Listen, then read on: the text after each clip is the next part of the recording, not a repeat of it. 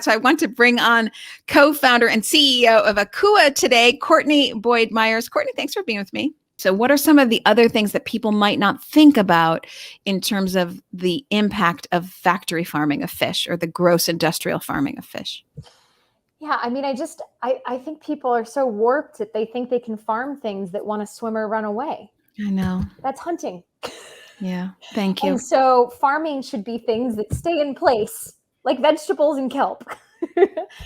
And trying to, farm wildlife is just freaking nuts. And you see the disease that comes from these fish, and you see the, runoff into the water, and it's just, it's completely wrong. But we can do things in the right way, and by growing kelp in the water and different types of seaweeds, and mussels are amazing to farm. They don't swim away.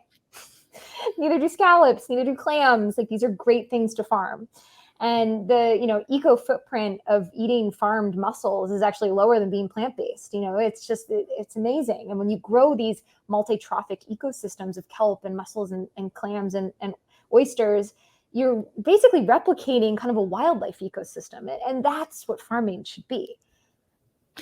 If I were to grossly oversummarize, could I say that these kind of